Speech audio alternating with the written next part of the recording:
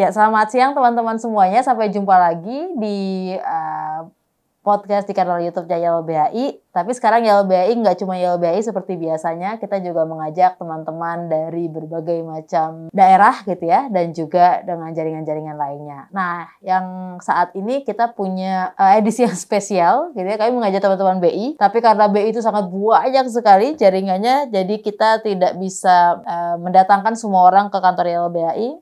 Tapi kita akan melakukan ini secara hibrid gitu kan. Ya biasalah ya. Tidak ada dananya kami kan untuk menghadirkan semua orang ke sini. Jadi harap maklum lah ya teman-teman. Ada saya Mela dari YLBHI, lalu ada Kakak Hema dari Jaringan Advokasi Tambang. Iya. Iya Kakak Hema. Iya Kakak Hema dari Jatam. Lalu ada Eno juga dari YLBHI. Nah, Halo. Selain Eno, kita juga di Zoom. Silakan teman-teman memperkenalkan diri. Ada Kak, ya silakan perkenalkan diri masing-masing saja. Silakan. Dari Kak Olan boleh dari bagian barat Indonesia. Halo semuanya, perkenalkan nama saya Olan Sahayu dari Kanopi Hijau Indonesia, tepatnya di Provinsi Bengkulu. Oke, terima kasih Kak Olan jauh-jauh dari Bengkulu cuy. Tapi dengan teknologi sekarang kita semuanya bisa berkumpul. Betul. Setelah dari Bengkulu, dari Jawa, ya kami lah ya orang Jakarta ini juga Jawa gitu kan. Setelah itu dari Kalimantan. Dari Kalimantan ada Kakak Eta. Silakan Kakak Eta. Halo, selamat siang kawan-kawan semua. Selamat siang. Saya Eta, saya dari Kalimantan Timur, saya dari Jaringan Advokasi Tambang. Oh, Jatam Kaltim ini ya.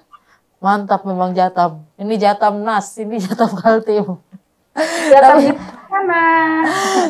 Halo, salam kenal Kak Eta. Setelah ini ada dari Sulawesi, silakan. Ya, halo, saya Mira Amin dari Makassar, Selatan Sulawesi yang hari ini sedang krisis air. Halo kawan. Halo Mira. Aminnya ini kayak nama cawapres ya. Ya, Mira dari Sulawesi. Krisis air kayak semuanya juga sedang menghadapi itu. Setelah itu dari timur Indonesia ada Bang Ambros. Ini bagian timur Indonesia yang saja ini. Tapi masih Indonesia kan Bang? Masih nggak? Kami orang Papua. Salam kenal saya Ambrosius dari Papua.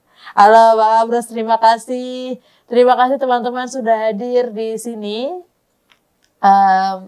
Jadi memang momentum-momentum kita, kalau misalnya video ini nanti ditayangkan di tanggal 28 Oktober juga, itu dengan Sumpah Pemuda, anjay, Sumpah Pemuda ya. Tepatnya hari ini, tim editor kita nanti sangat bekerja keras sekali. Ya, tapi tepatnya di hari Sumpah Pemuda, sekarang tanggal 28 Oktober yang juga bertepatan dengan kira-kira sudah hampir seminggu proses hiruk pikuk pencalonan capres dan cawapres itu ada gitu ya. Misalnya kita tahu di satu minggu ini gitu ya, tiga capres dan cawapresnya itu sudah secara resmi mereka mendaftar di KPU gitu ya. Dan dengan semua dramanya lah ya, ada drama yang tiba-tiba masih anak muda gitu kan, terus dia sebenarnya belum cukup umurnya tapi kemudian bisa gitu. Ini semuanya disulap gitu ya tiba-tiba gitu kan atas nama anak muda. Atau misalnya kalau kita melihat capres dan cawapres mayoritas di tiga-tiganya itu yang spesifik mereka ngomongin dan membawa isu-isu anak muda gitu ya. Tapi nggak cuma itu juga ternyata. Sebelumnya itu ada salah satu calon gitu ya, atau mungkin simpatisannya itu yang mulai bawa-bawa acara-acara kayak K-pop lah gitu-gitu loh, yang udah mulai menyasar-nyasar anak muda gitu ya. Cuman memang sebenarnya sejauh mana sih anak muda ini, kita ngomong ini jadi gimmick-gimmick politik mereka atau misalnya dimanfaatkan gitu kan. Nah sebagai kayak misalnya saya yang masih muda juga kayak nggak terima gitu ya. Atau misalnya Hema yang lebih muda atau Heno lagi yang lebih muda dari kita semuanya. Iya. Ini kayak ngerasa yang nggak terima lah kita ya kan. Iya. Suara-suara kita itu seakan-akan dimanfaatkan. Tapi mungkin di sini ada teman-teman dari mana, dari Sulawesi, ada Kak Eta atau mungkin Mira, dan juga ada Kak Ambros, atau mungkin juga tadi ada Kak Olan gitu ya. mungkin nanti bisa menceritakan gitu ya, bagaimana sih pendapat teman-teman terkait dengan dinamika politik yang sangat memanfaatkan anak muda ini, dan sebenarnya apa aja sih yang menjadi harapan yang benar-benar harapan dari kita semuanya, khususnya mungkin kita yang selama ini bergerak gitu ya, atau bergerak dan memperjuangkan apa namanya hak isu-isu yang selama ini kita geluti gitu. Mungkin di sini kan ada Hema ya, kita mungkin bisa mulai dari Hema dulu deh. Hema bisa kita ya. Penting ya. Tamu penting kita yang datang siang-siang ini ke Jalan Diponegoro. Gimana ya ngelihat politik anak muda sekarang ini, Hem? Kau masih anak muda kan, Hem? Muda dong. Kalau ditanya soal ya politik anak muda sebenarnya bukan hal baru ya. Tapi kalau saya sih bilangnya marah ya. Kenapa tuh? Iya, jadi nggak bisa, ya walaupun kadang di tongkrongan diketawain juga gitu ya, dijadiin bahan tertawaan gitu. Tapi kalau ditanya sebenarnya gimana tanggapannya itu sangat marah gitu sebagai kaum muda. Sepertinya para elit-elit politik Indonesia hari ini gitu ya, atau mungkin dari ketiga kandidat yang mau sedang mencalonkan diri ini sedang meremehkan gerakan kaum muda kerakyatannya Indonesia gitu. Mereka sepertinya bukan hanya meremehkan, tetapi ya lagi-lagi gitu ya. Tadi karena ini bicara tentang berulang, mereka menjadikan kan suara anak muda itu hanya sebagai objek gitu ya. Jadi ini bukan tentang ya kaum muda sebagai subjek memang secara sadar terlibat dalam proses politik, bukan begitu. Jadi sekali lagi mereka menurutku sedang meremehkan begitu, dan kemarahan itu semakin membesar. Mungkin kemarahan sebelumnya itu juga sudah ada begitu ya. Tapi setelah melihat para calon capres cawapres ini begitu ya, dan manuver-manuver yang mereka lakukan itu semakin marah. Tapi katanya kan anak muda kan masa gini, kita sekarang ada bonus demografi gitu ya. Iya, betul. Anak muda itu dia menjadi berapa persen ya? Mungkin hampir lebih dari 55% itu pemilunya paling banyak dari anak muda. Dari Jadi anak mungkin muda. seperti itu, capres dan cawapres seperti berebutan menggait hati anak muda gitu ya. Tapi mungkin Kak Olan atau Kak Eta atau Mira ada ini nggak? Maksudnya apakah punya pandangan yang sama soal ini dengan Hema, atau mungkin ngerasa oh ya enggak sih, emang baik seperti itu, kita tahu gimana?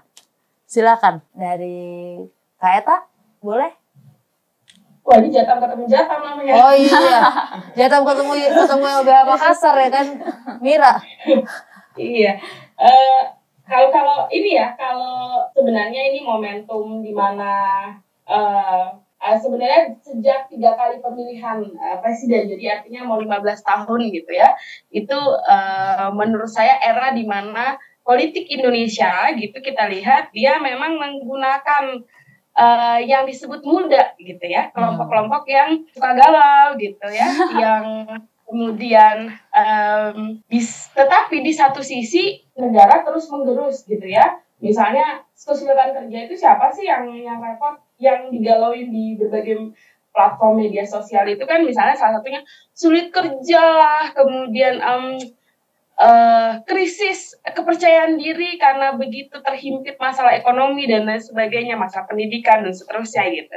Tetapi di satu sisi ketika momen politik gitu ya, misalnya tahun-tahun pemilu, baik di pemilu di daerah sampai di sekarang misalnya hampir dijadikan bersamaan gitu, kelompok-kelompok ini yang kemudian dirayu misalnya saya melihat misalnya fenomena berbagai kelompok selebgram gitu di media sosial dan tiktokers mulai nih diajak-ajak untuk ngomongin soal pemilu, seolah-olah ini penting buat anak muda. Ya elah, penting gimana, giliran kita bingung cari kerja, giliran rumahnya digusur, kamunya nggak ada gitu, gimana pentingnya gitu, makin kitanya stres gitu, jadi beban hidup gitu ya kalau anak muda bilang. Tapi kamu ketika perlu gitu ya, lalu ngerayu anak muda lewat siapa? Lewat salah satunya menurut saya lewat media ya, yang kita nggak bisa lepas dari gadget gitu, dari screen kita bisa lihat terus menerus. Bahkan saya kayaknya hampir 2 bulan terakhir itu emosi juga ngelihat TikTok dan Instagram isinya kalau yang keluar tuh mesti orang mukanya ini yang sekarang juga terpampang sebagai calon pemimpin katanya untuk negeri ini, tapi saya nggak yakin untuk pemimpin kita dia bisa jadi dipakai untuk memimpin yang lain. Gitu sih. Jadi fenomenanya kayaknya 15 tahun terakhir, karena itu adalah masa demografi tinggi ya, Indonesia bonus demografi istilahnya, yang saya lihat di mana kelompok kelahiran 80-an akhir dan 90-an serta 2000-an menjadi komoditas menurut saya di momen politik, menjadi komoditas yang ingin digunakan untuk menarik lebih banyak suara, dan juga digunakan sebagai alat untuk bisa jadi nanti ketika menuju mendekati pemilu akan digunakan untuk alat kampanye gitu ya. Karena saya melihat misalnya ketika rancangan undang-undang yang digodok berkali-kali dan itu membuat kita kesal gitu, kita marah, itu justru kelompok-kelompok ini digunakan, kelompok-kelompok anak muda. Jadi kita justru dihadapkan dengan teman-teman kita sendiri yang sebenarnya juga menghadapi krisis. Kalau konteksnya Jatam itu ya krisis lingkungan hidup, tentu saja krisis kesehatan, krisis terhadap kebutuhan ekonomi yang berkelanjutan dan seterusnya. Gitu sih. Jadi ini akan digunakan oleh mereka dan kita lagi-lagi akan dibuat galau, harus memilih soal ini penting dan kita harus memilih siapa ya, memilih bapak ini, memilih bapak itu, dan semuanya adalah laki-laki tentu saja ya.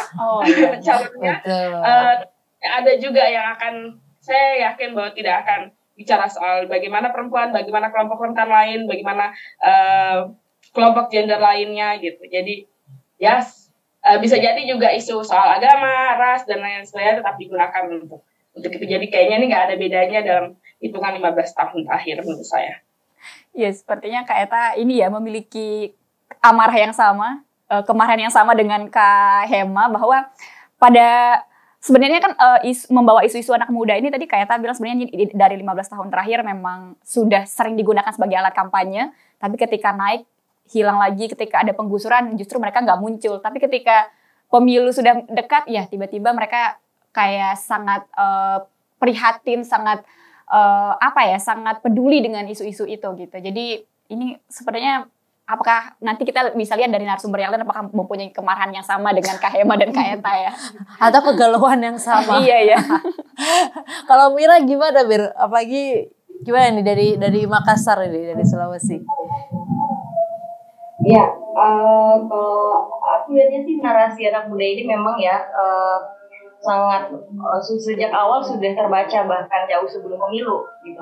Buktinya dengan beberapa partai politik itu mulai menggait anak muda untuk menjadi anggota parpol, dan sebenarnya secara tidak langsung lewat media sosial media manapun itu sudah mulai dikampanyekan jauh sebelum 2024 ini sudah mulai terasa gitu. Nah cuman ada hal menarik sebenarnya yang bisa didiskusikan soal politik dan anak muda. Karena kalau misalnya mau diproses sejauh ini, apakah pertanyaannya semua anak muda itu dilihat suaranya setara dalam pemerintahan atau tidak? Gitu. Terus perwakilan anak muda dalam politik ini anak muda yang mana? Gitu. Kan kalau misalnya sejauh ini hanya beberapa atau segelintir anak muda saja yang punya privilege untuk naik sampai ke pemerintahan. Jadi saya pikir untuk narasi anak muda dan politik tidak lagi harus digembar-gemborkan gitu di berbagai daerah. Di beberapa tempat misalnya ini kita tidak akan mengarah ke mana-mana ya, ke salah satu objek kita tidak. Jadi di beberapa daerah misalnya kita terang-terangan saja untuk misalnya naik dalam sistem pemerintahan kita harus diusung oleh partai politik atau gabungan partai politik gitu, dan secara regulasi undang-undang kita mengatur bahwa itu harus gitu. Jadi suatu kewajiban bahwa kita harus muncul dari satu perwakilan partai politik atau gabungan partai politik, sekalipun misalnya dari kalangan independen tetap harus diusulkan oleh partai politik tadi. Nah, partai politik ini justru pertanyaannya sejauh mana memberikan jalan keluar bagi anak muda yang sekarang krisis dengan berbagai problem. Misalnya ternyata angka anak muda di Indonesia yang dengan usia produktif, usia sekolah dan lain-lain justru tidak bisa mendapatkan akses pendidikan dan tidak bisa mendapatkan akses atau peluang pekerjaan yang baik gitu. Jadi sejauh ini belum ada misalnya partai yang benar-benar fokus membawa suara-suara anak muda dalam pemerintahan. Nah justru suara anak muda ini dipakai sebagai komunitas untuk meraup suara ketika pemilu akan datang gitu. Jadi kemarin sih beberapa kali kami selalu mendiskusikan bahwa tidak semua anak muda itu punya privilege yang sama dalam melihat suara pemilu nanti gitu. Jadi kita akan lihat di pemilu 2024 anak muda siapa saja sih yang bisa naik sampai ke puncak pemerintahan. Gitu sih. Makasih Mira. Mungkin tadi yang jadi highlight dari Eta ataupun Mira gitu ya. Ternyata banyak juga dari medsos gitu ya, iklan-iklan lewat medsos gitu kan. Maksudnya bagaimana sih mereka ngomongin bahwa seakan-akan tuh anak muda ini lu pertama kali nyoblos loh, jadi harus tahu yang kamu coblos tuh siapa, rekam jejaknya bagaimana. Yang tadi aku sepakat juga karena kita tuh semua capres itu dia harus lewat partai politik, jadi kayak seakan-akan kita nggak punya pilihan gitu ya sih. Kayak maksudnya cuma 3 sih yang bisa kita pilih jadi capres, kenapa kita nggak bisa yang lainnya gitu kan ya. Tapi mungkin kalau Kak Olan dari Sumatera atau mungkin Kak Bang Ambrus dari Papua ada pernyataan kah soal ini atau mungkin mau memberikan statement? Ya silakan Kak Olan. Kalau saya sepakat dengan kawan-kawan yang lain ya, bagaimana sekarang anak muda itu hanya dijadikan ya untuk meraup kemenangan gitu kan, dalam tanda kutip sekarang itu suara gitu kan, pemilih anak muda itu paling banyak itu yang mereka sasar. Nah tadi betul, sekarang kalau saya itu lebih sering lihat di TikTok gitu kan, bagaimana partai politik itu memunculkan anak muda gitu kan sebagai yang terdepan gitu kan, dan kemudian bagaimana anak muda ini akan memberikan dampak positif kepada anak-anak muda lain gitu kan. Tapi itu kalau saya merasa itu hanya pencitraan saja gitu kan, karena kita melihat dari pemilu sebelumnya juga ya anak muda udah mulai muncul gitu kan, tapi ya implementasinya ya kita lihat sendiri gitu kan. Kemudian juga kebijakan-kebijakan saat ini juga apakah berpihak gitu kan, banyak berpihak kepada kaum muda gitu kan. Justru malah ya partisipasi masyarakat gitu, kalau kan masyarakat luas gitu kan, dalam anak muda juga terlibat, tapi justru malah itu dikecilkan gitu kan. Jadi partisipasi anak muda itu justru tidak didengar gitu. Dan kemudian kalau di daerah gitu kan, di tingkat provinsi, kabupaten itu sekarang udah kan, walaupun belum masa kampanye gitu kan, tapi sudah mulai tuh banyak spanduk-spanduk gitu kan. Udah banyak tuh yang muda-muda gitu kan. Tapi kalau kita lihat yang muda-muda ini dia memberikan embel-embel gitu kan. Embel-embelnya apa? Oh ini anak si A, oh ini anak si B gitu kan. Nah itu yang terjadi gitu kan. Bahwasanya memang betul anak muda sekarang itu ya hanya dijadikan untuk memenangkan saja gitu kan. Untuk mendapatkan suara anak muda itu. Jadi kalau saya bilang ya ini pencitraan gitu. Mungkin satu lagi tadi masalah politik dinasti berarti ya Kak? Iya betul. Jadi bukan hanya di ini ya, bukan hanya di tingkat nasional gitu kan, di daerah pun juga seperti itu. Ya apalagi kan kalau misalnya kita ngomongin caleg DPRD ya Bu, gubernur-gubernur gitu kan, itu juga banyak. Nah cuman mungkin Bang Ambrus gimana Bang Ambrus? Kalau misalnya di Papua melihatnya dan mungkin pertanyaan tambahan, sebenarnya ada manfaatnya nggak sih Bang untuk teman-teman yang ada di sana soal ini Bang? dalam konteks pemilu ya, partisipasi saya respon soal partisipasi anak muda dulu, Bang, nanti akan respon selanjutnya. Tapi saya mau bilang begini, setiap kali 5 tahun itu anak muda ini dijadikan kayak barang dagangan. Benar. Yang dilakukan oleh elit-elit politisi maupun penguasa hari ini untuk bagaimana mengakomodir suara-suara mereka dan bagaimana menaikkan stabilitas para politisi. Itu yang pertama. Contohnya tidak terlalu jauh. Hari ini anaknya Jokowi, anaknya Presiden Jokowi. Kita bisa lihat bahwa bagaimana rezim hari ini gunakan kekuasaannya mengotak-atik dan merevisi semua untuk meloloskan anaknya. Secara tidak langsung sebenarnya ini sedang menjelaskan kepada publik maupun kepada rakyat Indonesia bahwa para penguasa dan elit politik hari ini itu tidak mendidik anak-anak dengan cara proses yang baik, justru menjadikan kekuasaan ini, mereka ini dipaksa untuk masuk ke kekuasaan dan dijadikan background untuk bagaimana ekstabilitas partai itu dinaikkan dan sebagainya. Kemudian kita lihat bahwa selain partai-partai ini dia gunakan anak-anak muda ini selain mendulang suara, kemudian ini sebenarnya dia juga tidak menjelaskan kegagalan para politisi dan partai-partai ini dalam melakukan kaderisasi, kemudian selain mengkhianati perjuangan anggota-anggota partai yang sudah lakukan secara mandiri ya, menciptakan kaderisasi dan sebagainya, tapi memberikan presiden buruk bagi pendidikan politik di Indonesia selain soal demokrasi, dan hari ini kita sedang menghadapi situasi itu. Itu ya respon saya terkait soal anak muda tadi. Kalau dalam konteks Papua memang kami tidak kenal orang-orang yang masuk dalam ini. Orang ini saja kami tidak kenal. Misalnya kayak Jokowi, mungkin dia momentum mau maju presiden dengan janji dan sebagainya, tapi hasilnya kayak begitu. Hanya tinggal janji saja, nanti orang Papua. Apalagi calon-calon presiden yang selain dari di Prabowo, kemudian yang punya masa lalu di Papua dengan punya latar belakang masa lalu pelanggaran HAM di Papua, kemudian calon yang lain Anies dan sebagainya, ini orang Papua tidak begitu kenal di mereka ini. Dan kami hanya bisa lihat mereka punya kampanye-kampanye ya, janji-janji manis di layar berita online maupun media cetak gitu.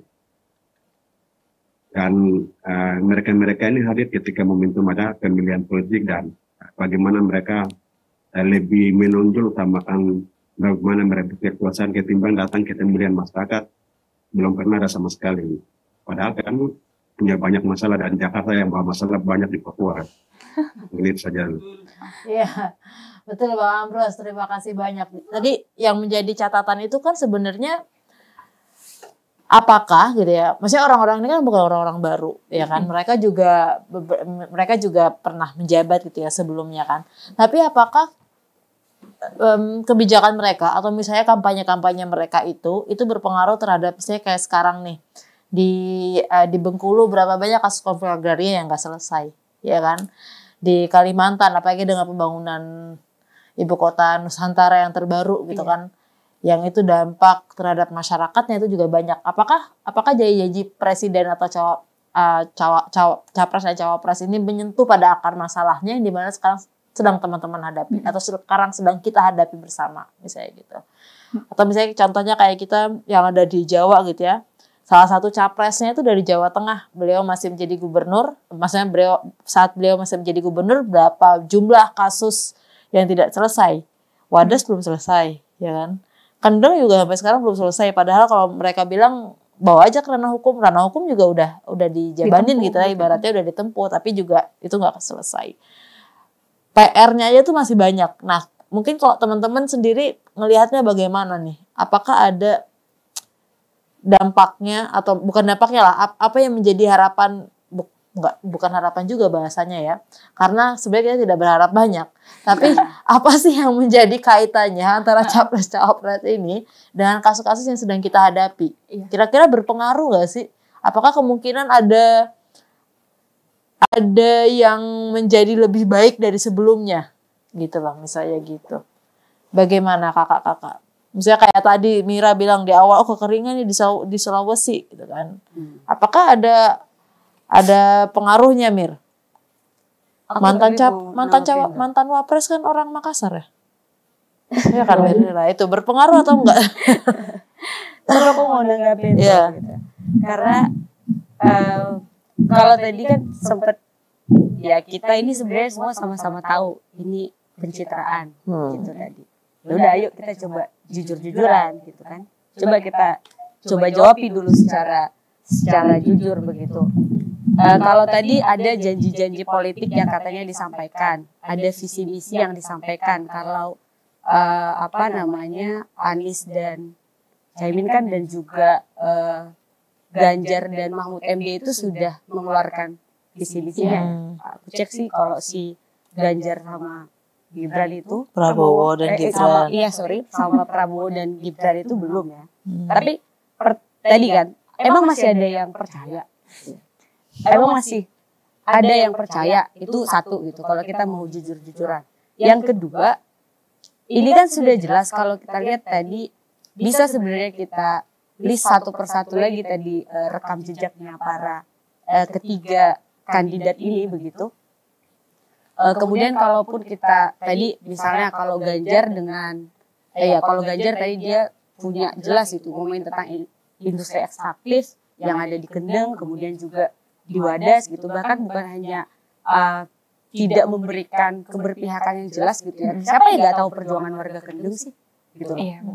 Tapi kita lihat itu kan bermain akrobat ya. Sudah dimenangkan warga, kemudian Ganjar terbitkan lagi peraturan baru, izin yang baru begitu kan. Akhirnya memutuskan lagi izin yang baru. Dan ini juga kemungkinan akan terjadi di Pulau Sangihe, di Dairi. Kalau kita coba cek lagi begitu.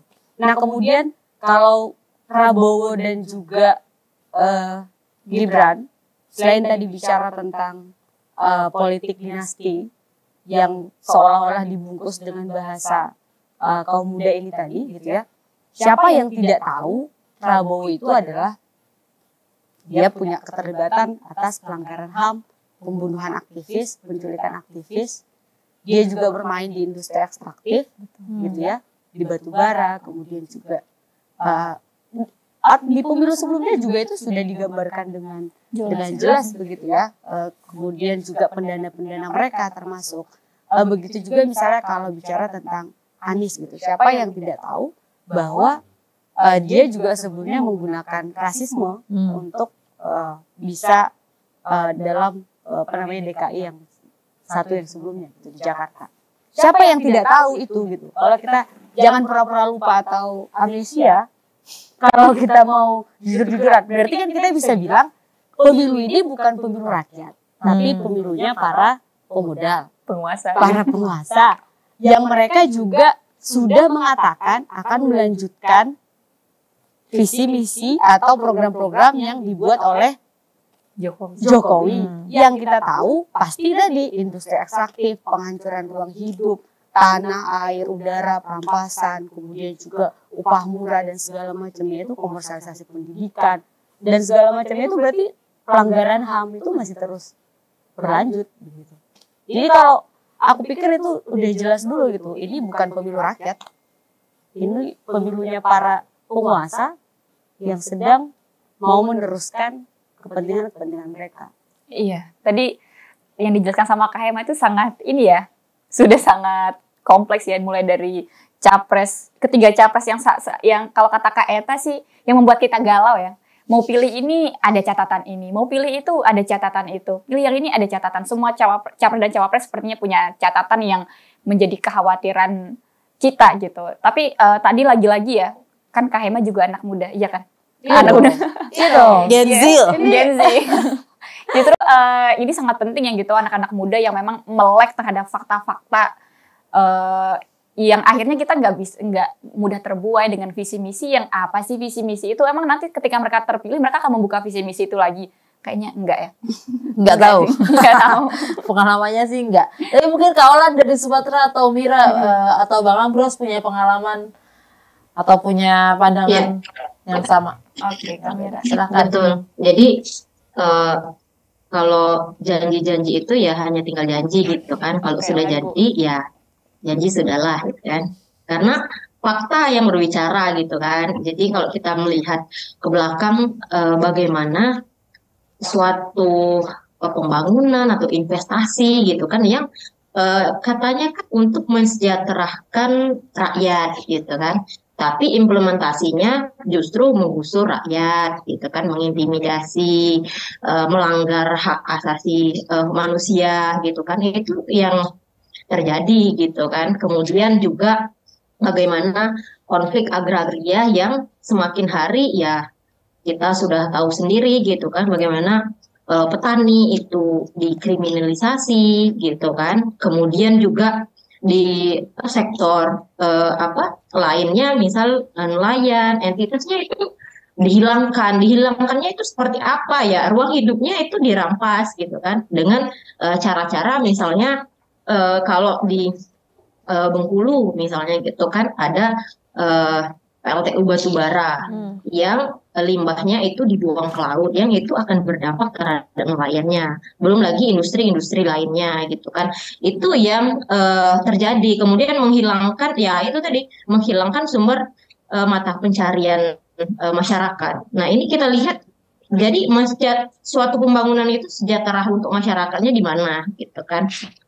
Itu fakta-faktanya. Kemudian kalau kita melihat ke depan pemilu 2024 ini, bagaimana ketiga capres dan cawapres ini kan bukan orang baru gitu kan, orang-orang lama yang kita sudah mengetahui secara di belakangnya bagaimana mereka itu melihat gitu kan, melihat lingkungan gitu kan. Karena ya kalau kita lihat di ketiga pasangan ini gitu kan, itu ya sama saja, yang di belakangnya itu siapa-siapa gitu kan. Dan kita melihat bahwasanya dari yang sebelum-sebelumnya gitu kan sampai yang saat ini ya para yang di belakang ini ya para elit oligarki atau cukong-cukong ini kan yang menempel di semua pasangan kalau menurut saya. Jadi ke depan ya bagaimana pemimpin ke depan kalau melihat ini ya itu masih akan sama seperti tahun sebelumnya, seperti itu. Tapi yang menarik ini Kak Olan, terima kasih. Tapi yang menarik ini juga Kak, misalnya kayak Gibran gitu ya, salah satu agenda dia itu yang dia usungkan kemarin tuh yang bawa-bawa papan itu kan hilirisasi pertambangan. Ya kan, misalnya mungkin nanti Kak Eta sama Mira punya banyak pengalaman di sinilah bagaimana hilirisasi pertambangan itu, dari Kalimantan punya banyak sekali. Bahkan tuh udah kayaknya pulau tambang gitu ya Kak ya. Udah penghuninya itu udah berkurang lah gitu ya, isinya tambang doang. Atau misalnya dari Capres Anies misalnya yang dia ngomong soal energi terbarukan. Kita mau ngomong kalau misalnya itu ke nikel, mungkin Mira nanti bisa cerita bagaimana akhirnya industri atau pabrik nikel itu yang ada di Sulawesi kemudian dia berdampak pada kesejahteraan masyarakatnya gitu. Mungkin Kak Eta atau Mira duluan yang mau merespon soal ini. Aku dulu ya Kak. Iya, silakan Mir. Ini sih Kak Eta permisi lewat ya. Mumpung kayaknya Sulawesi akan mengambil alih wilayah industri ekstraktif ke depannya. Jadi tadi sempat menyambung ya soal, aku masih mau notice dulu soal tadi yang anak muda. Jadi kalau misalnya mundur 10 tahun ke belakang dulu ya, pada awal kepemimpinan pemerintahan yang sekarang, itu ingat atau tidak, narasi anak muda itu cukup benar-benar dijual pada waktu itu, karena sosok ini muncul sebagai pribadi yang sangat merakyat lewat belusukannya, bahkan ngetren pada waktu itu 10 tahun lalu baju kotak-kotak itu identik sekali dengan orang-orang yang merakyat, anak muda dan seterusnya. Itu benar-benar saya masih sangat mengingat ya, cukup mengingat dengan narasi-narasi yang dibangun. Nah yang pada akhirnya 3-4 tahun kemudian kita bisa melihat dampak dari narasi itu dibangun ya. banyak sekali kemudian program dan kebijakan yang hadir justru tidak partisipatif dengan suara-suara anak muda. Tentu kita ingat di 2019 banyak sekali anak muda yang terwakili lewat teman-teman mahasiswa turun ke jalan untuk menolak RUU Cipta Kerja, Omnibus Law ya, dengan revisi undang-undang KPK-nya, dan itu tidak dipandang penting gitu sebagai satu suara anak muda. Justru kebijakan ini lewat begitu saja gitu, lewat jalur tol gitu kan, tanpa hambatan. Nah, sekarang kita diperhadapkan lagi nih dengan jualan anak muda. Nah, untuk beberapa anak muda yang melek, kita patut bersyukur karena untuk pemilu setelah ini kita tidak perlu memandang bahwa partisipasi politik anak muda itu hanya akan terjadi ketika mereka datang ke TPS dan memilih salah satu paslon gitu. Jadi politik itu tidak hanya politik bagi anak muda, tidak boleh hanya digambarkan ketika mereka datang ke TPS dan memilih, tapi banyak hal, misalnya di saat isu soal impor beras ya, beberapa anak muda justru memilih pulang kampung dan menanam beras, menanam padi gitu. Itu sangat politik gitu.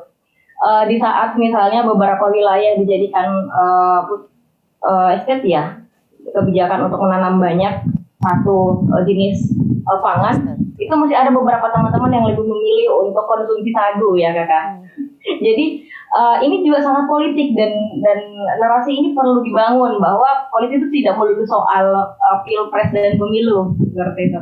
Nah, tapi pada faktanya yang terjadi, narasi anak muda ini kembali dimunculkan di pemilu 2004. Nah, saya berpikir bahwa siapapun nanti yang menang, satu hal yang pasti bahwa ini hanya akan menjadi lanjutan program kerja dari pemerintahan sebelumnya.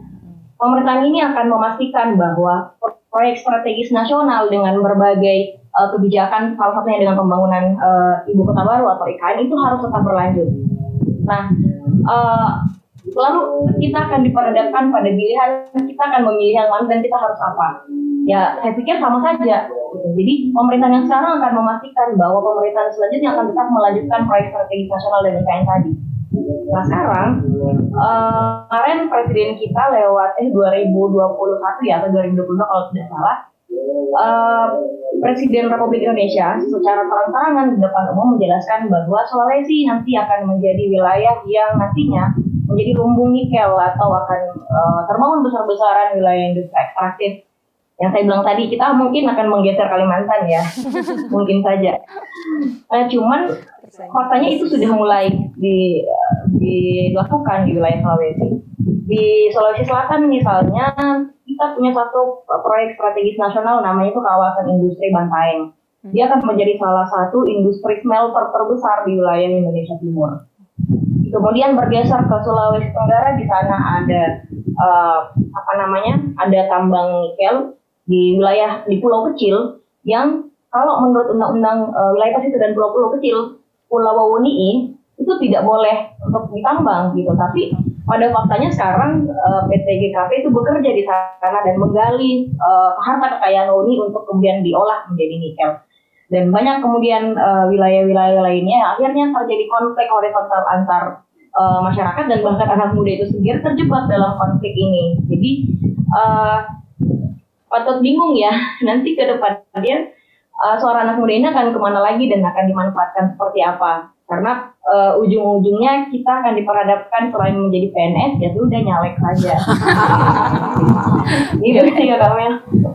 Jadi iya Kak Eta tadi Mira udah ngebawa ini ya, seakan-akan kita berlomba menuju krisis, mana daerah yang paling krisis gitu kan ya.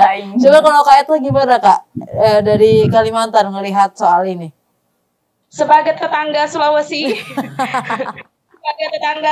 sebenarnya kami sudah, ini kalau kita sesama oligarki gitu ya, kira-kira kami akan bilang begini nih.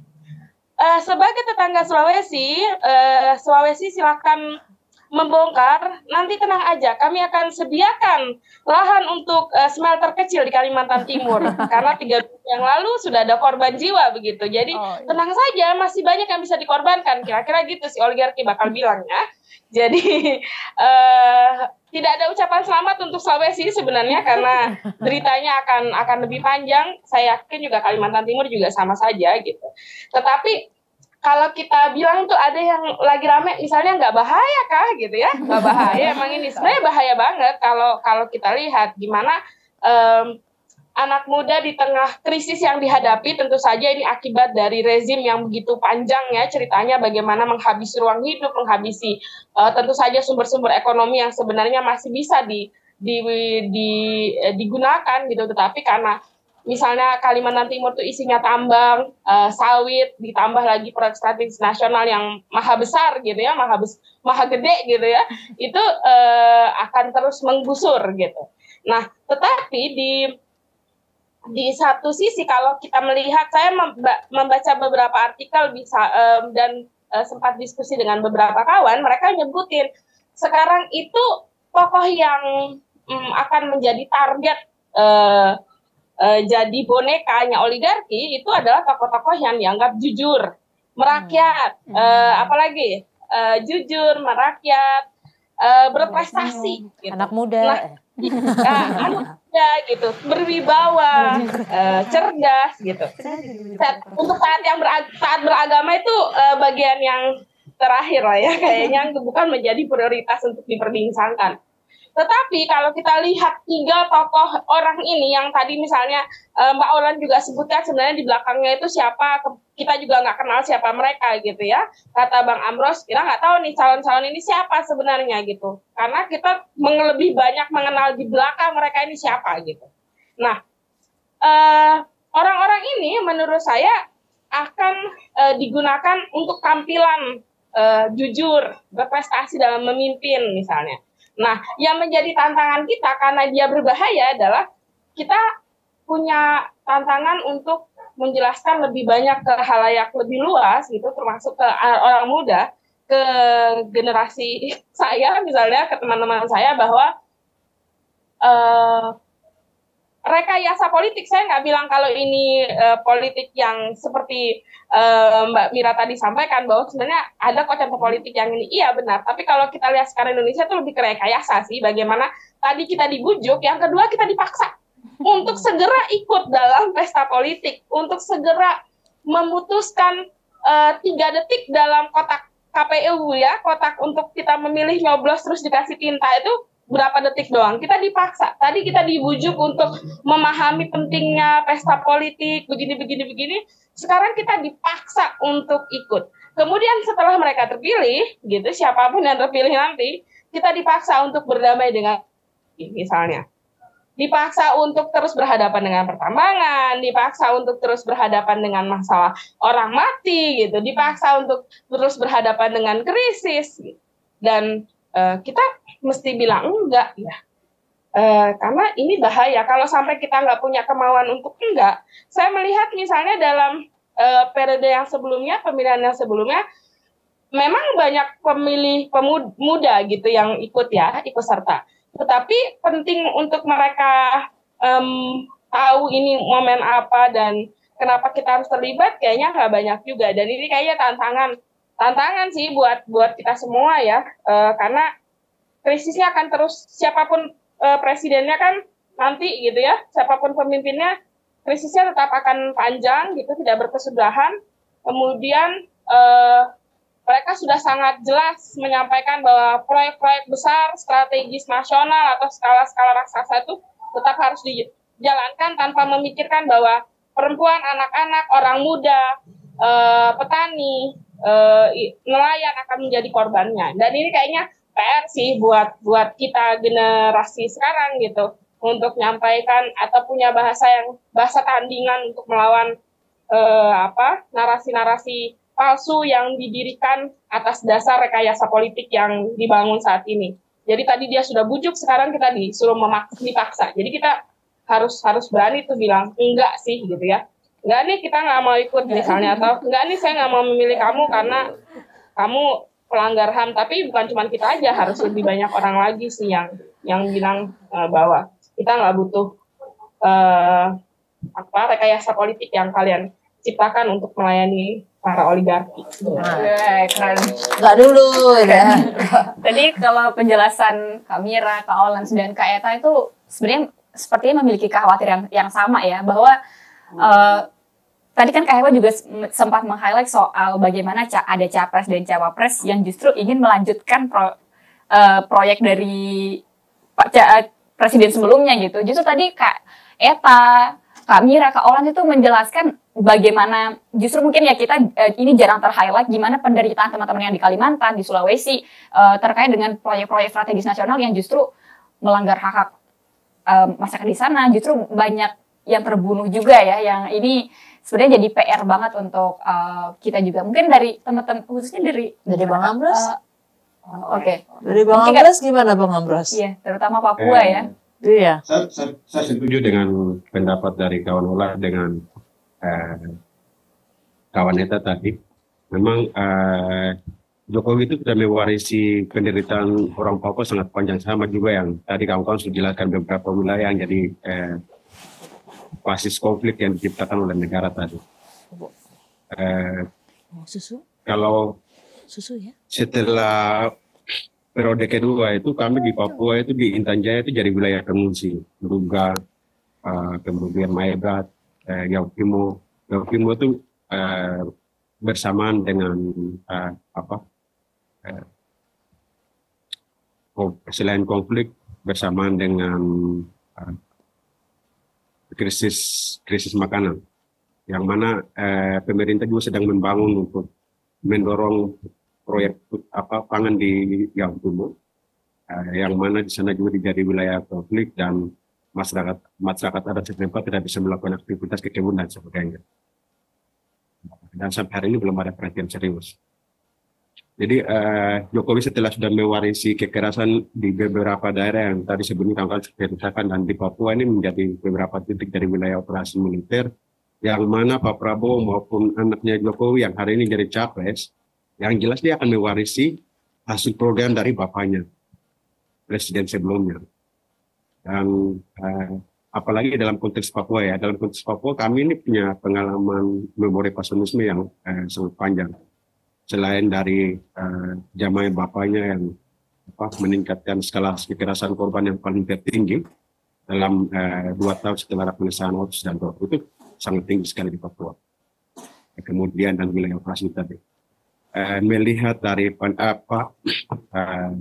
pemilih 2024 ya, dengan dinamika politik saat ini itu tidak usah terlalu jauh menilai misalnya calon ini seperti apa dan sebagainya. Kita lihat masyarakat Wadas saja, itu akan menjelaskan background daripada Ganjar untuk soal Wadas. Kemudian terkait dengan misalnya wakilnya kan Pak Mahfud. Pak Mahfud itu orang yang menurutnya rasis. Dia yang pernah bilang data Papua dan masyarakat pengungsi dari Duga itu data yang disampaikan oleh teman-teman mahasiswa UI juga yang sama juga dengan teman-teman di Australia, merespon dengan data ini data sampah. Jadi orang yang berwatak intelektual tapi berwatak rasis begini kan tidak perlu dipilih atau tidak layak untuk jadi presiden, apalagi mau mencontohi ke orang lain. Artinya tidak layak sekali. Kemudian berbicara soal Prabowo, ya Prabowo punya pengalaman masalah di mana dia yang salah satu aktor yang operasi militer di Mapeduma 1996. Kemudian penculikan aktivis tadi yang sudah ceritakan. Dan putusan pengadilan jelas bahwa Prabowo diputuskan bersalah. Kok Jokowi masih bisa piara orang-orang yang diputuskan secara hukum bersalah, dia komunis dalam kekuasaan. Ini kan lucu. Justru orang-orang ini yang merusak demokrasi sebenarnya. Selain soal oligarki tadi, dalam dokumentasi kawan-kawan dari Wartok dalam film Peksikiler, di situ jelas struktur oligarki yang disusunnya anaknya Jokowi juga ada di situ, Prabowo juga ada di situ. Itu berhubungan dengan soal nikel tadi, soal emas di Papua, soal kelapa sawit, program perusahaan kelapa sawit dan program putih dan sebagainya. Dan di Papua ini selain proyek pemerintah yang rangkul mereka untuk suksesi food state itu dengan akomodir anak muda Papua masuk jadikan sebagai petani dan dipekerjakan. Kemudian selain mengakomodir mereka untuk jadi politisi, kamu maju karena ada pemekaran banyak dan sebagainya. Kalau dilihat dari konteks situasi politik dan zamannya Jokowi yang kami orang Papua yang sedang menuju genosid, ini tidak ada harapan sama sekali yang melihat konteks latar belakang kepemimpinan calon presiden yang mau maju. Ini jadi dilema. Apakah orang Papua pun nasib ini mau dibawa kemana? Dengan dalam masjid, imajinasi bertanya-tanya. Jadi saya tadi tanya, orang-orang ini dari mana saja? Kami tidak kenal. Tapi mereka ini muncul hanya ketika ada momentum pemilu dan sebagainya. Lalu terkait dengan saya mau pertegas lagi bahwa setelah kepemimpinan Jokowi sebelumnya itu di Papua itu dari 5 perusahaan yang satunya di Sorong, 2 di Tambau, 3 di Merauke, 4 di Jayapura.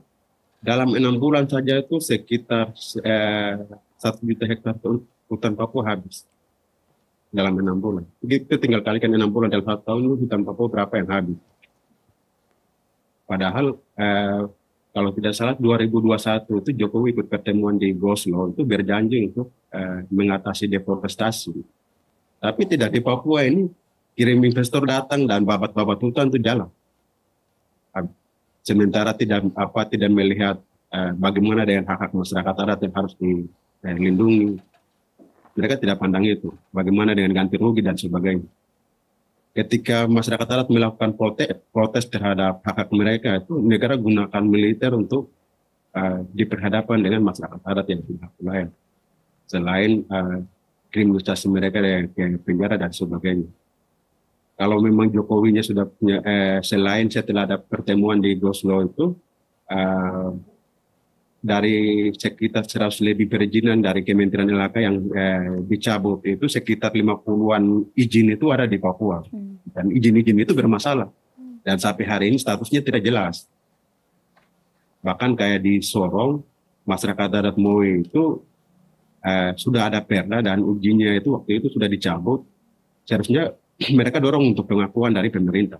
Sampai hari ini belum ada pengakuan terhadap hak tanah adat mereka, hutan adat mereka. Padahal kalau kita melihat bahwa Jakarta yang kota hari ini polusi, kemudian panas dan sebagainya, ini juga dampak daripada pembobatan hutan secara masif dengan program-program kebijakan pemerintah yang tidak mempertimbangkan bagaimana untuk masa depan yang akan datang. Seharusnya pemerintah dia berpikir positif bahwa masyarakat adat ini bagian daripada pahlawan yang menyelamatkan kami semua dunia dan harusnya memberi pengakuan terhadap hak adat dan tanah adatnya ini sama sekali tidak ada. Dan itu juga jadi dilema untuk bagi kami di Papua dengan situasi calon-calon presiden yang ada saat ini ya. Selain yang paling penting itu terkait dengan soal bagaimana dengan penyelesaian pelanggaran HAM. Sementara Jokowi dia mengakui 12 kasus ya. Saya mau bilang begini bahwa siapa saja bisa akui bahwa ini pelanggaran HAM, termasuk presiden akui juga. Tapi bagaimana dengan tahapan proses penyelesaiannya? Apakah bisa memberikan kepuasan terhadap korban atau tidak? Justru dari 12 kasus yang diakui itu 2-nya di Papua. 1 kasus Wasior Berdarah dan kasus Wamena Berdarah. Sementara korban Wamena Berdarah tolak penyelesaian non-judisialnya tolak. Dan mereka minta untuk PBB investigasi. Kemudian yang untuk Wasior mereka untuk minta penyelesaiannya secara yuridis. Saya sempat ketemu kebetulan ada di satu acara ketemu dengan timnya, tim Adaheok untuk penyelesaian pelanggaran HAM. Saya mempertanyakan soal itu, sikap dari korban yang keluar gitu. Karena mereka belum punya akses untuk ketemu dengan orang-orang misalnya pemerintah untuk fasilitas mereka ya. Dia meresponnya itu dia bilang kalau korban yang tidak mengikuti apa yang ditetapkan kebijakan dari pemerintah ya kami tidak akan merespon seperti itu. Padahal ini tanggung jawab negara yang harus dilindungi ya. Kemudian dan di situ juga ada aktor negara yang ikut terlibat dalam kasus itu. Saya sangat takut ketika kebijakan Jokowi yang proyek-proyek yang strategis yang sedang dibangun ini, apakah kalau berlanjut, saya pikir eskalasi konflik kekerasan itu semakin akan meningkat lagi. dan itu yang nanti akan terjadi. Oke, itu saya dulu. Terima kasih. Terima kasih Bang Ambros. Kompleks sekali, maksudnya berbagai macam persoalan itu dari timur ke barat Indonesia itu sangat kompleks sekali, tapi sepertinya bisa kalau saya pribadi belum pernah mendengar capres dan cawapres itu membawa isu-isu hak asasi manusia.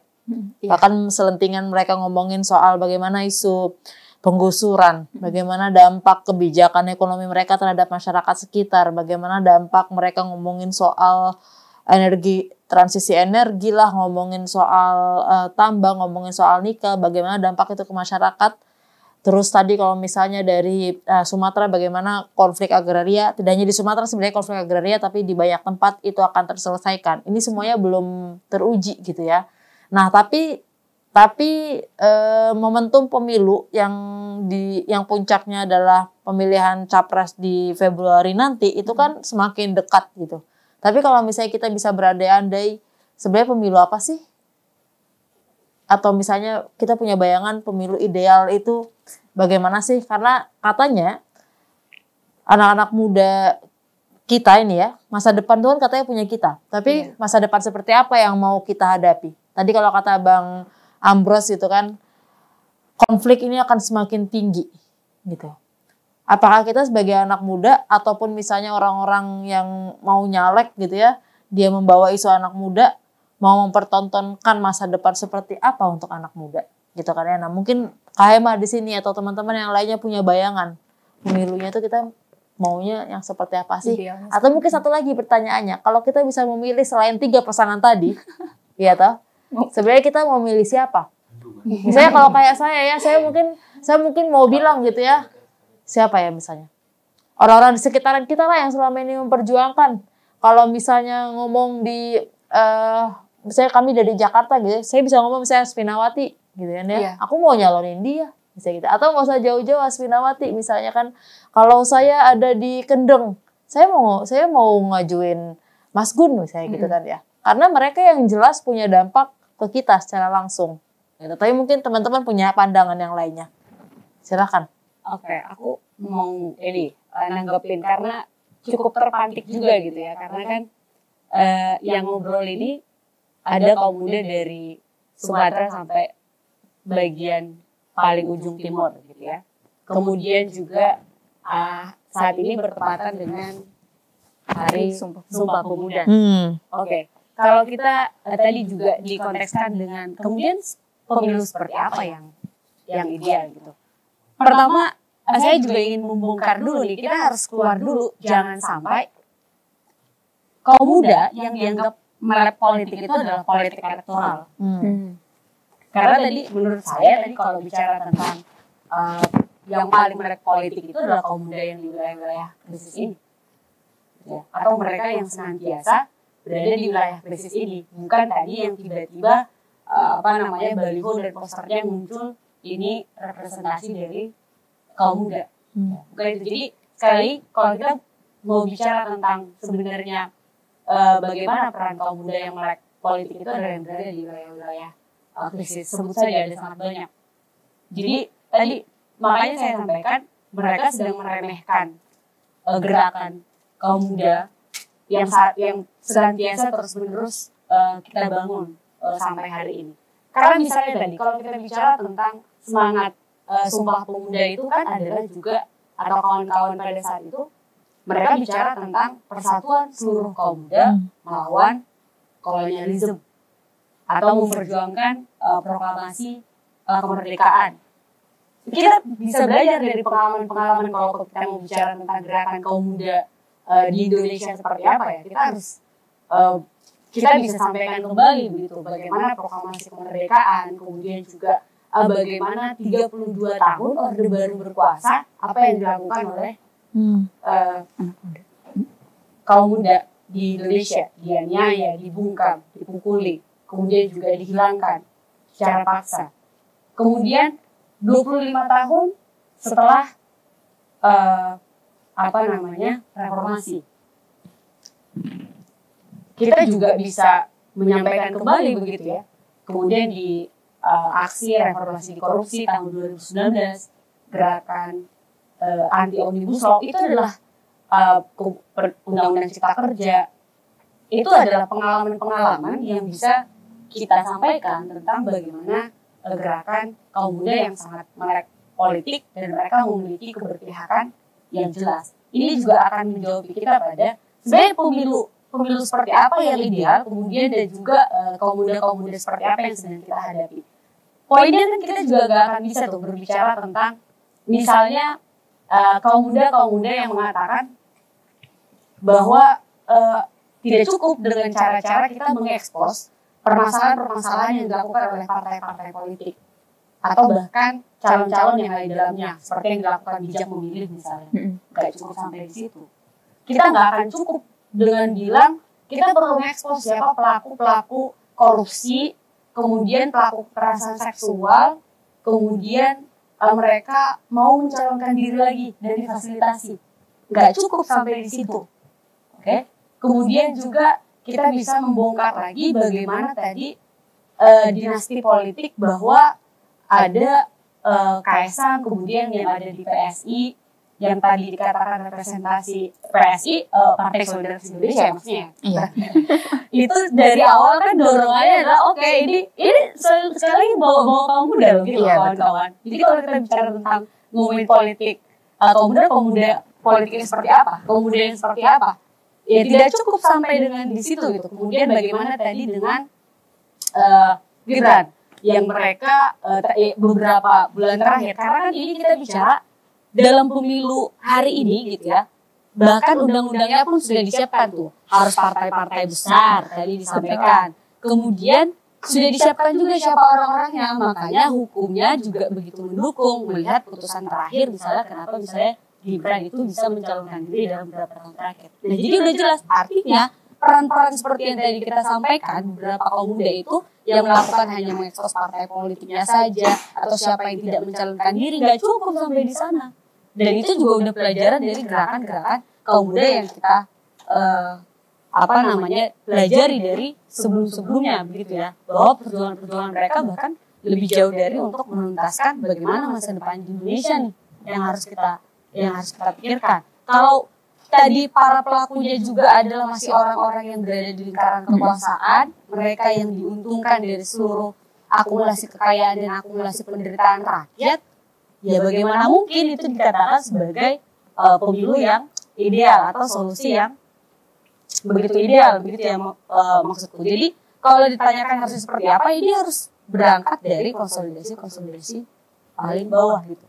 Akar rumput ya. Iya, saya juga tidak akan memilih misalnya cap-cip-cup siapa di antara tiga, karena itu juga bukan, menurut saya itu bukan cara kaum muda melihatnya gitu. Mungkin itu aktivis-aktivis tua mungkin ya yang mulai lebih, kemudian mereka menganggap di antara ketiga ini siapa yang terbaik, itu kan cara-cara tua. Jadi ketika ada kemungkinan kaum muda mengikuti pola-pola seperti itu lagi, itu kan sebenarnya mereka musiman atau momentum lain tidak muncul, makanya muncul gitu. Tapi sebenarnya tetap tua juga itu cara berpikir seperti itu ya menurutku ya.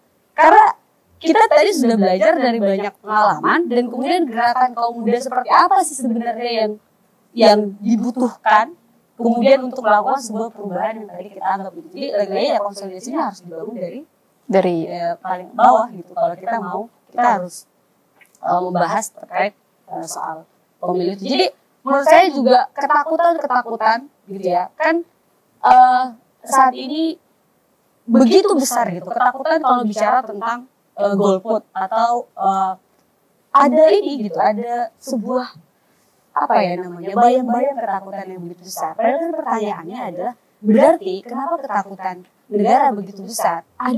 Memang ada benih-benih perlawanan di sana gitu. Ketidakpuasan atas apa yang sedang terjadi. Ada kesadaran politis sebenarnya di sana. Begitu. Jadi harusnya kan mencari tahu kenapa itu terjadi misalnya. Jadi kalau saya sendiri juga melihat lagi-lagi kalau pemilunya seperti ini ya tidak ada pilihan lain kalau bicara tentang boikot tentang pemilu kan. Boikot. Kalau begitu ya gitu kan. Tadi kita bicara tentang sesuatu yang ideal dan sebenarnya politiknya kaum muda itu seperti apa, kan itu yang mereka mau.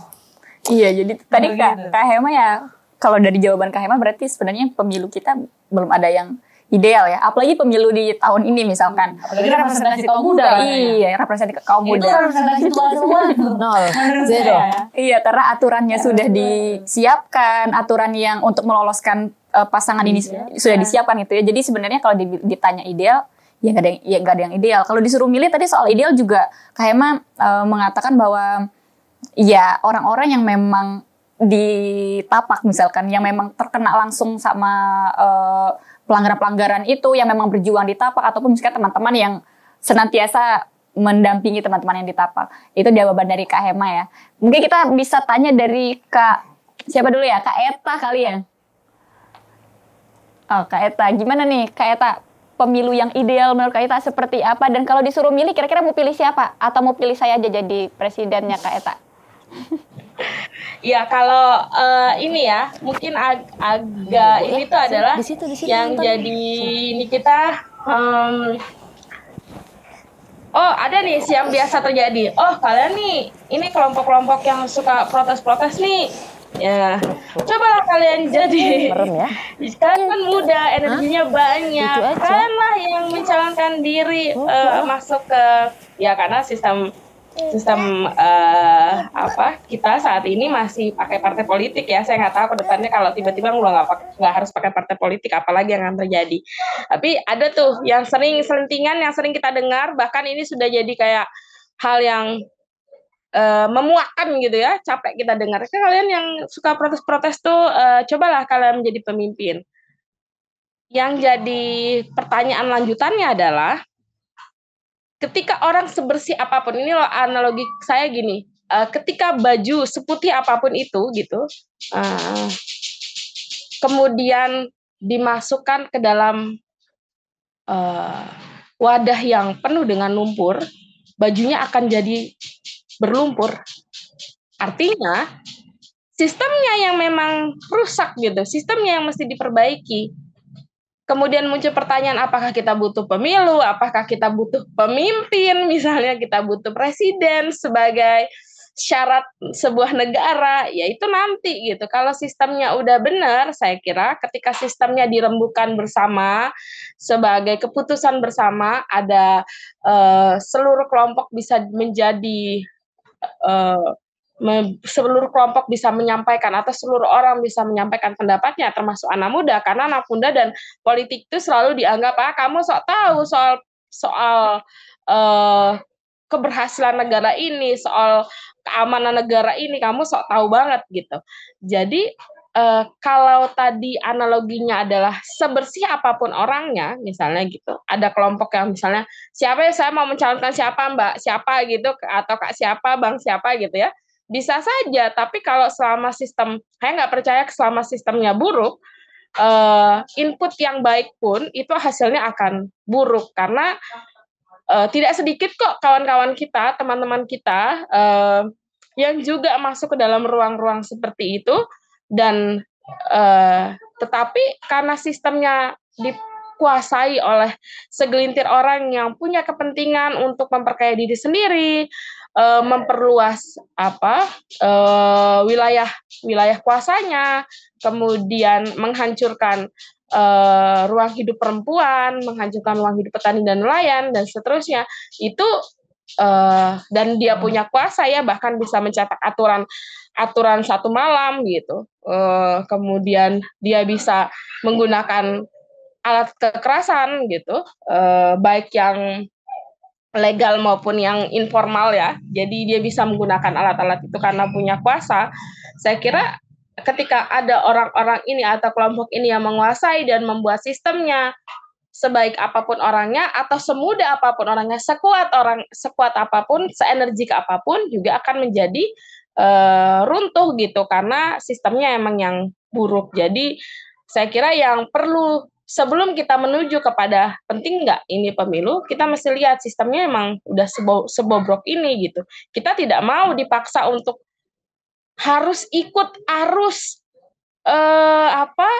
seolah-olah penting untuk ikut pemilu. Kita harus mengkritisi aturannya dulu atau mengkritisi mekanismenya dulu. Nggak mau nih kita dipaksa untuk masuk ke mekanisme yang buruk, lantas menghasilkan orang-orang yang tentu saja bermasalah, yang tidak akan bersama dengan kita, bersama dengan rakyat, bersama dengan orang muda untuk menyelesaikan masalah-masalah yang sampai sekarang, misalnya sejak tahun lama gitu ya, masalah pelanggaran HAM, masalah penggusuran orang, masalah rasisme dan seterusnya itu akan terus bercokol gitu. Kita tidak mau kalau sistemnya masih buruk. Kalaupun misalnya pemilu yang seperti apa, saya kira ketika semua semua lapis masyarakat sudah paham pentingnya kita melakukan pemilihan, kita memilih siapa yang memimpin, orang yang memimpin nantinya pun calon-calonnya juga punya keberpihakan, hormat ya, minimal hormat kepada rakyat, hormat kepada kita sebagai warga negara,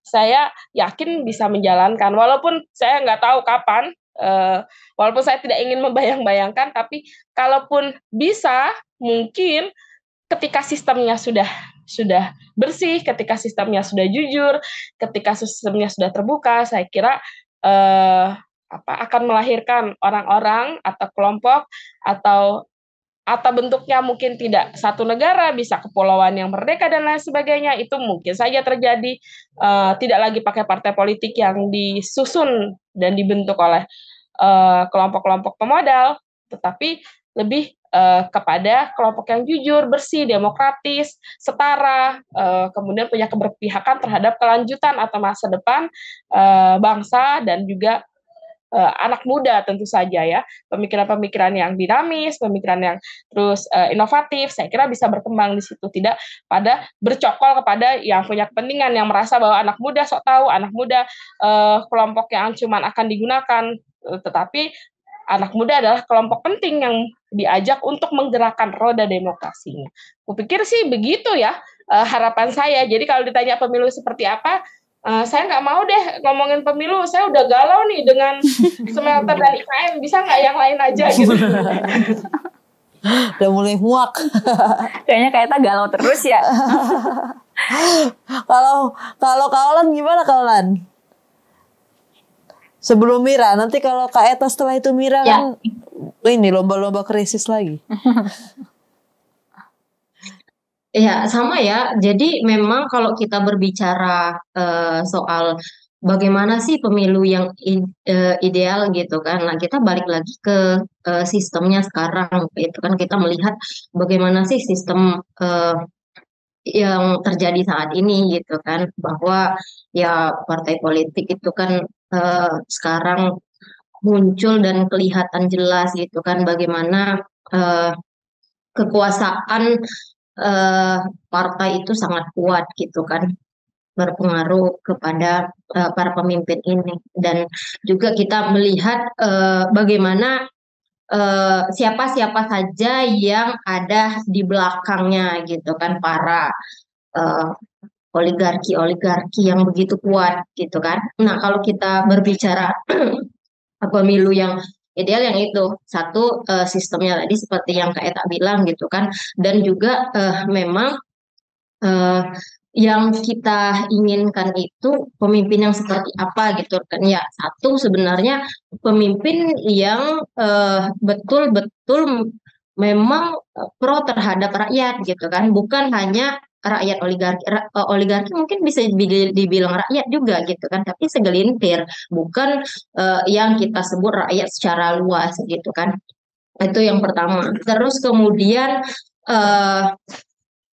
memiliki apa ya, visi misi yang memang tadi sebenarnya gini, sebenarnya kalau dalam bayang saya itu memang pemimpin siapapun gitu kan, siapapun, tapi yang memang tidak tersandera gitu kan oleh kekuasaan atau oleh oligarki gitu kan, yang hanya untuk mementingkan kelompoknya atau usahanya sendiri gitu kan. Nah, kalau kita berbicara terhadap lingkungan nih, pemimpin yang seperti apa sih yang menurut kita itu yang pas gitu kan. Kalau siapanya itu siapa saja bisa menjadi pemimpin gitu kan. Tapi memang mempunyai catatan penting gitu kan. Misal di tapi bukan cuma di isu lingkungan ya, tapi ini saya mencontohkan gitu kan.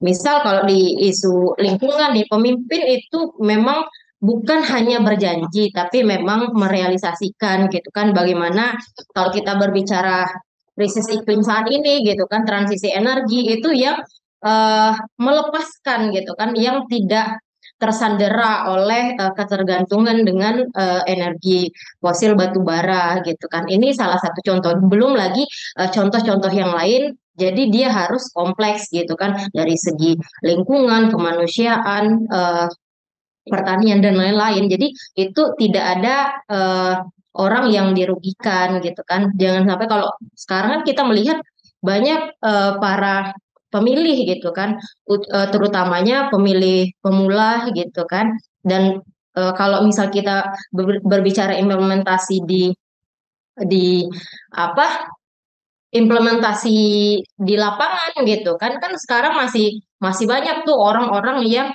eh, pergi ke TPS gitu kan karena dikasih uang, terus karena dikasih sarung atau baju gitu kan. Itu yang masih terjadi saat ini kan, bukan dengan keinginan sendiri bahwasanya saya akan memilih si A karena dia memang akan membangun bangsa ini gitu.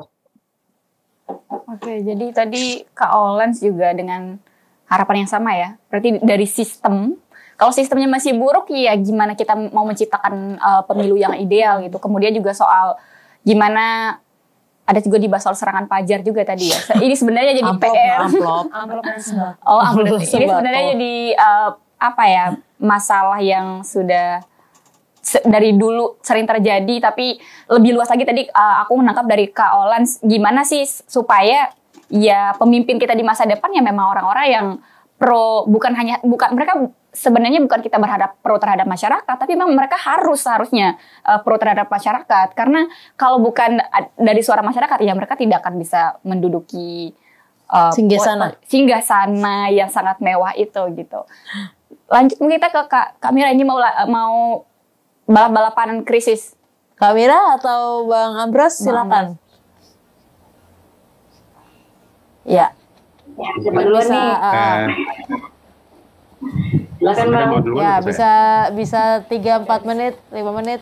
Yalah, dari Papua aja dulu ya. Oke. Saya kalau dibilang yang soal tadi ya, pas momentum Hari Sumpah Pemuda ya, walaupun orang Papua tidak pernah ikut terlibat dalam Sumpah Pemuda, selalu negara klaim. Jadi Pak Ganitra kasih clear sedikit dulu. Dalam konteks situasi politik hari ini, negara membangun pemuda-pemuda yang oportunis, dalam artian melihat di lingkungan sekitarnya yang orang sedang menderita, tapi lebih dominan dia dipaksakan untuk jadi buruh, untuk kamu jadi anggota DPR, jadi PNS dan sebagainya, supaya bisa memenuhi kebutuhan dan sebagainya. Padahal ada hal lain yang ada peluang-peluang lain yang mereka bisa isi.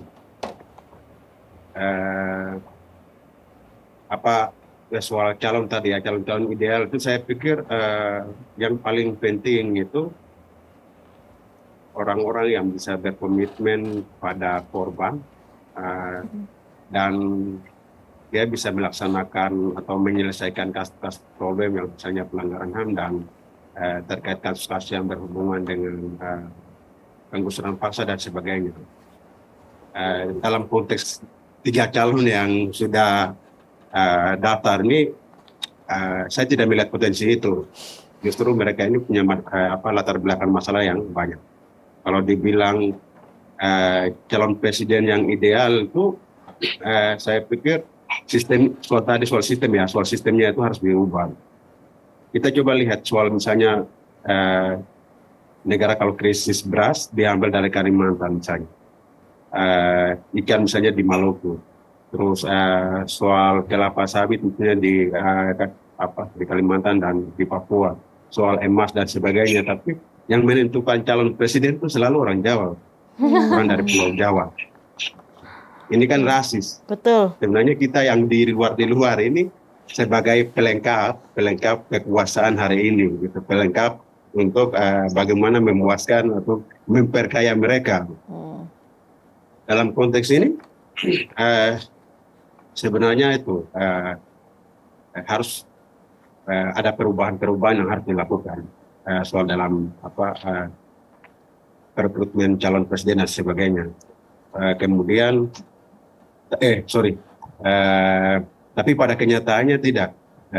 Satu aturan itu bisa berubah ketika bapaknya jadi penguasa, jadi oligarki. Bagaimana mereka bisa meloloskan kepentingan mereka itu baru bisa. Tapi dalam konteks yang tadi itu tidak. Kemudian kalau dibilang seperti apa sosok presiden ideal ya hanya Gus Dur yang bisa berpihak pada korban. Dan kami mungkin butuh kayak orang-orang seperti Gus Dur yang bisa melihat konteks persoalan dari walaupun dia penglihatan terganggu tapi hatinya terbuka. Berbeda dengan calon pemimpin-pemimpin yang hari ini 3 calon yang masuk bicaranya kuat tapi kelakuannya kayak setan, bukan parah. Kalau calon presiden idealnya itu saya pilih Haris, Fathia, Abisnawati, dan Dilaksono, orang-orang Indonesia yang hebat dan bisa berpihak pada korban. Itu yang saya terima kasih. Ya, terima kasih Bang Ambrus. Bagaimana Mira? Mau pilih siapa? Bukan pilih namamu sendiri toh? Mira Amin. Kamu tujuh wapres, Mbak. Oh iya, gimana Mir? Kalau dari Sulawesi? Aduh, gimana apa nih? Disuruh memilih. Bagaimana pemilu yang ideal? Agak panjang sih Mbak ya. Kalau mengidealkan, gitu ya. Mengidealkan pemilu, aku harus mengidealkan dulu demokrasi itu sendiri, gitu. Jadi kalau misalnya akan melihat bagaimana pemilu yang ideal, ya kita harus melihat bagaimana demokrasi itu berjalan dulu, gitu. Kalau misalnya hari ini kan demokrasi itu representasinya kan harusnya dalam ruang-ruang publik semua orang punya partisipasi yang sama gitu. Artinya dalam kebijakan apapun atau dalam menyampaikan pendapat harusnya tidak ada pembatasan, tidak boleh direspon dengan represi atau kekerasan atau diskriminasi, kriminalisasi yang seperti kita alami sekarang. Nah, kalau misalnya posisi ini sudah ideal, maka mungkin saja pemilu itu akan juga ikut ideal. Jadi saya merepresentasikan demokrasi sebagai ruang publik. Nah, sekarang ruang publik ini sudah mulai dimasuki oleh pasar dan kekuasaan gitu. Jadi mengidealkan demokrasi seperti yang di kepala kita mungkin akan lebih sulit lagi, apalagi mengidealkan pemilu itu sendiri gitu. Jadi sejauh ini saya masih sama mungkin ya dengan posisi saya beberapa tahun terakhir soal karena menurut saya belum menemukan pemilu yang ideal, maka saya memilih untuk tidak memilih gitu. Jadi memilih itu juga adalah pilihan. Jadi saya memilih untuk tidak memilih. Ya seperti itu Mbak Mel. Singkat, padat, dan jelas ya. Singkat banget. Terima kasih teman-teman semuanya. Kita sudah sangat lama sekali. Maksudnya ruang-ruang kita ngobrol ini sebenarnya bisa juga nanti berpindah di ruangan yang lain. Tapi saya minta untuk closingnya satu kata saja teman-teman. Apa yang merepresentasikan pemilu di dalam pikiran teman-teman? Oligarki. Silakan Kak Hema. Ini aku mau langsung tunjukin ini. Kalau Kak Hema bagaimana? Satu kata saja. Oke. Kak Olan gimana? Kak Olan kita dari Sumatera ke Papua ya. Kak Olan dulu. Kak Olan bagaimana? Menantang. Apa Kak? Menantang. Aduh, menantang loh dia. Dari Sumatera, dari Jawa. Oke. Satu kata buat pemilu. Boykot. dari Kak Eta bagaimana Kak Eta? Pemilu. Satu kata banget ya? Iya, satu aja Kak. Satu aja, apa namanya? Pilu. Pemilu. Oke. Mira gimana Mira? Kalau Mira bagaimana? Satu kata untuk pemilu, komoditas. Bang Ambrus bagaimana Bang Ambrus? Pemilu melahirkan oligarki kekuasaan. Oke, satu katanya berarti oligarki. Pemilu itu oligarki. Eno? Pencitraan. Mela gimmick. Ya, teman-teman terima kasih. Yang ini kita obrolan tongkrongan hahihi lah ya. Tapi sebenarnya ini kita semuanya sedang galau. Kalau tadi kata Kak Eta semuanya sedang galau, kita semuanya sedang miris, kita semuanya sekarang sedang marah kalau kata Hema, kecewa gitu ya. Cuman memang kalau kata anak-anak muda zaman sekarang tuh udah nggak bisa berkata apa-apa lagi lah kita. Iya. Ya kan udah saking penatnya gitu. Jadi semua itu cuma bisa diketawain aja. Tapi kami percaya di sini bahwa sebenarnya kita semuanya yang selama ini juga yang selama ini juga banyak bergerak dalam berbagai macam isu dan pelanggaran hak asasi manusia, itu kita semuanya punya keberpihakan yang jelas. Kita tahu bahwa politik saat ini itu dia hanya digunakan dan hanya menjadi gimmick para oligarki saja, tapi banyak sekali masyarakat yang terdampak pada kebijakan oligarki ini yang tidak pernah dibicarakan. Ya, sekian teman-teman. Terima kasih banyak Kak Olan, terima kasih juga di sini ada Hema, lalu juga ada Kak Eta, ada Mira, dan juga ada Bang Ambros di sini, dan juga mohon maaf kalau tadi ada suara yang ini karena ada anak saya di sini. Terima kasih teman-teman semuanya. Sampai jumpa di lain kesempatan. Bye-bye. Terima kasih. Terima kasih semuanya. Terima kasih. Salam buat kawan-kawan apa tadi Bang? Iya, kayak gini. Bye-bye. Salam buat kawan-kawan Indonesia. Salam buat kawan Papua. Bang, salam buat kawan-kawan Papua dari Indonesia, Bang. Oh. Terima kasih.